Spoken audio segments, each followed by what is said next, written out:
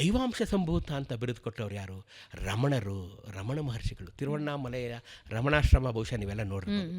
ಮಹಾರಾಜರು 1940ರಲ್ಲಿ ರಮಣಾಶ್ರಮಕ್ಕೆ ಹೋಗ್ತಾರೆ ತಿರುವಣ್ಣಾಮಲೆಗೆ. ಮಹಾರಾಜರು ಹೋಗಿ ಅವರನ್ನು ನೋಡ್ತಾರೆ.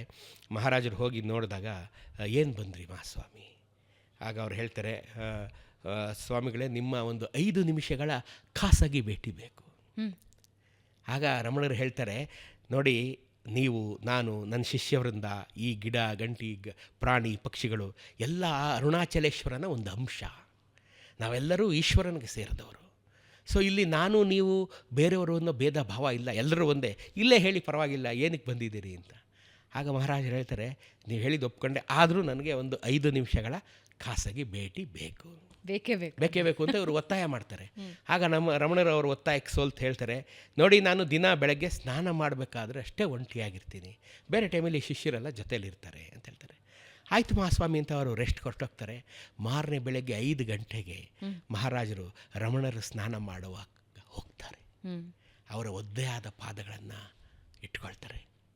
ಆಗ ರಮಣರು ಅವ್ರನ್ನ ಕೈ ಹಿಡಿದೆತ್ತಿ ಒಂದು ಕಡೆ ಕೂರಿಸ್ತಾರೆ. ಏನು ಸ್ವಾಮಿ ಹೇಳಿ ಅಂದಾಗ ಮಹಾರಾಜ ಹೇಳ್ತಾರೆ, ಸ್ವಾಮಿಗಳೇ, ನಿಮ್ಮ ತಪಸ್ಸಿನ ಫಲದಿಂದ, ನಿಮ್ಮ ಈ ತಿರುವಣ್ಣಾಮಲೆ ಅರುಣಾಚಲೇಶ್ವರನ ಶಕ್ತಿಯಿಂದ, ವರಪ್ರಸಾದದಿಂದ ನನಗೊಂದು ವರ ಬೇಕು. ಏನು? ನಮ್ಮ ಮೈಸೂರು ದೇಶದ ಪ್ರಜೆಗಳು ಸದಾ ಉದ್ಯೋಗಸ್ಥರಾಗಿರಬೇಕು. ನಮ್ಮ ಮೈಸೂರು ದೇಶದ ಪ್ರಜೆಗಳು ಸದಾ ಆರೋಗ್ಯವಂತರಾಗಿರಬೇಕು. ನಮ್ಮ ಮೈಸೂರು ದೇಶದ ಪ್ರಜೆಗಳು ಸದಾ ನೆಮ್ಮದಿಯಿಂದ ಇರಬೇಕು. ರಮಣರು ಕೇಳ್ತಾರೆ, ನಿಮಗೇನು ಬೇಡವೆ? ನನಗೇನು ಬೇಡಿ. ಈ ವರ ನೀವು ನಿಮ್ಮ ತಪಶಕ್ತಿಯಿಂದ, ಅರುಣಾಚಲೇಶ್ವರನ ವರದಿಂದ ದಯಪಾಲಿಸ್ಬಿಡಿ, ಅಷ್ಟೇ ಸಾಕು. ಮಹಾರಾಜರು ಕೂತ ತಕ್ಷಣ ಒಂದು ಮಾತು ಹೇಳ್ತಾರೆ, ಸ್ವಾಮಿ, ಇದು ನನ್ನ ಮೊದಲನೆಯ ಮತ್ತು ಕೊನೆಯ ಭೇಟಿ.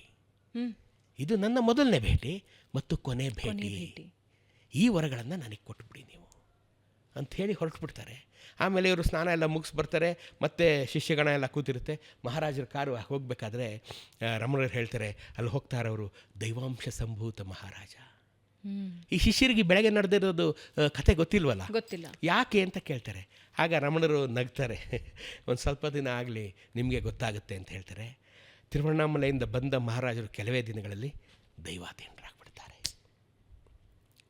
ಅವರು ಅದನ್ನು ಮುಂಚೆನೇ ಹೇಳಿರ್ತಾರೆ, ಇದು ನನ್ನ ಮೊದಲನೆಯ ಮತ್ತು ಕೊನೆಯ ಭೇಟಿ. ಅದಕ್ಕೆ ಅವರು ದೈವಾಂಶ ಸಂಭೂತ ಮಹಾರಾಜರು. ಹಂಗಾರು ನೆನಪಿರ್ಬೇಕು ನಾವು.